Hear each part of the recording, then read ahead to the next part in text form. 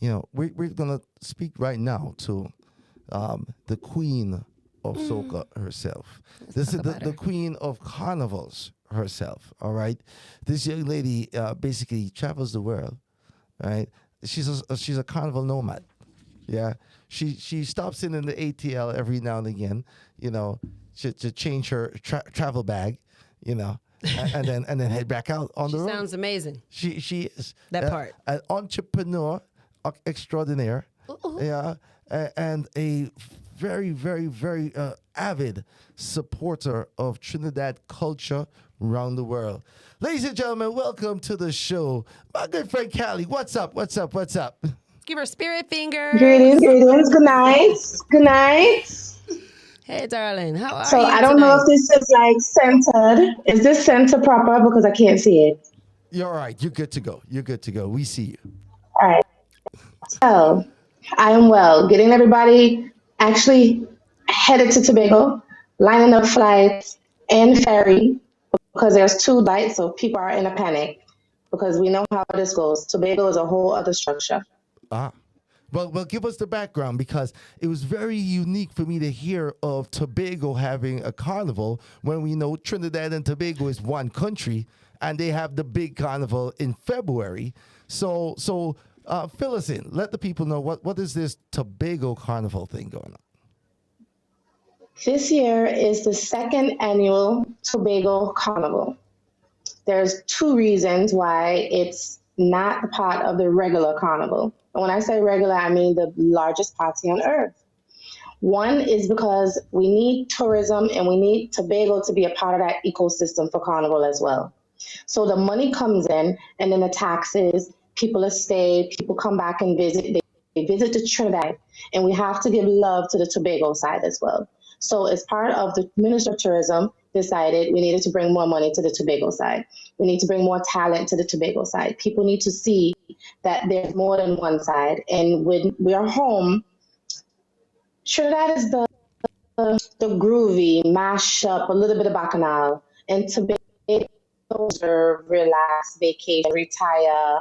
Your picnic's already out of the house. Like they're already gone. It's time to, just kind of ride out. So we see some more balance, reference to the island itself and reference to bringing carnival to Tobago. Got it. She explained it in a nutshell. You're beautiful, by the way. Thank you very much. You are too. Woman power. Thank you, baby. That part. Now you just got off the road from Miami, was it? Yes, it was Miami. So tell us about your Miami Carnival experience this year. This year, I mostly did promotions and marketing. I did not fet a lot unless I was working. Gotcha. Noticed that there was a lot of American people on the road. American people playing mass. There was tons and tons of band issues, costume issues, shut down of events and venues and cancellations of very popular events that we're used to going to. Ordinances, new people in power that are preventing us from getting on bad the way we like to get on bad in Miami. So there was a lot of improvisation. There was a lot of individuals collaborating, which I thought was a very good idea. So you had an event will get canceled or postponed because of venue issues. Next thing you know, they've jumped on the back of another popular venue or another event or promoter. So it kind of really brought things together in reference to problem solving within our community. It was hot as shit, hot like fucking fire. I don't know if on air, but it was the hottest I've ever experienced in Miami for Carnival for Jubilee. But as far as people from places that I don't see, people from Beckway flags, Montserrat flags, a lot of African nations were very represented.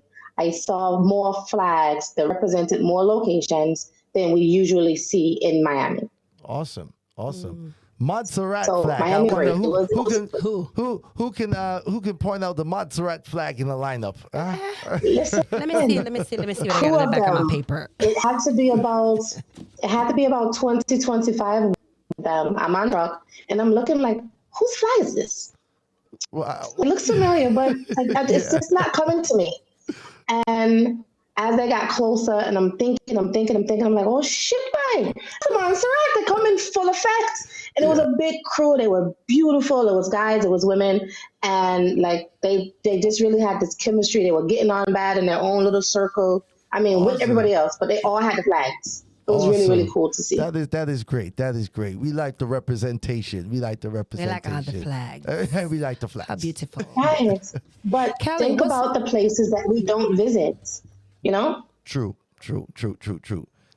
Yeah. And when 25 people leave Montserrat to go to a fete, their population is already In Miami. Already down. 10% right there. 10%. Come back home, Jamaica. They need to. Right. So now, Callie, tell the people about what Yes. it is that you do and all the services you provide if they would like to kind of get on the road to see some of these, wonderful carnivals across the United States and around the world. How can you help them out? I own what we call the Infinity brand. And the Infinity brand is comprised of three, I'm not going to say small, but three West Indian independently run structures. We have Three Queens Entertainment, which is the management and event management, artist bookings, venues, juves, the big stage. When people need entertainment, they call me. So when your favorite band needs entertainment on the truck, they call me. I book the talent, I manage the talent. We have the travel agency, Infinity Experience Travel Group, and it is an exclusive group for West Indians. We do have certain Americans there, but we make sure that the education is provided. They know what the culture means. They know what the culture stands for. They understand the themes behind different carnivals in different places. We have rooms and costumes. So we have partnerships with our room accommodations with different bands. So you never pay full price for your costume because we have a group rates. And then last, we have Infinity Mass Band, which is the actual mass band that belongs to the brand. Next year, we're playing with Showtime. We have the Airwalk section. So we're on all platforms. Most communication are on WhatsApp. So people come to me just for regular education. They want consultations. What does Carnival mean to me? What does Carnival mean to you? What does Carnival mean in different places? What does it represent? How can I get rooms? Where do I stay? How much is a good rate to pay? Some of the stuff that I've been seeing is ridiculous. People want to learn about how to plan properly. Yeah. This year, for 2023, I was booking flights for $3,500 to go to Trinidad.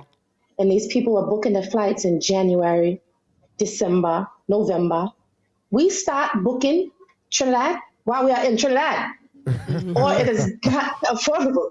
Right. It is a marathon, and people forget the planning process, getting your crew together. What if you pick a fete that's not the best? Are you going to complain and say, Carnival let me down? No, get your crew, get your vibes up, learn about the culture. Know that there are local events, not just these $450 fetes. And, there's more to Carnival. So we try to bring all the businesses together to encompass everything that people need, whether you're a patron, a designer, band leader, section leader, masquerader, first-time traveler, or you're a photographer, videographer, and you need work, DJs.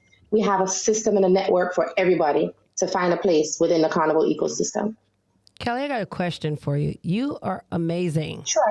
I mean, all that you do is just awesome. So what intrigued you to get started on traveling around, following a carnival, and putting everything together? Was it something that you didn't, receive, or you weren't satisfied and you wanted to make sure everybody else got it? What was it that made you jump into this role?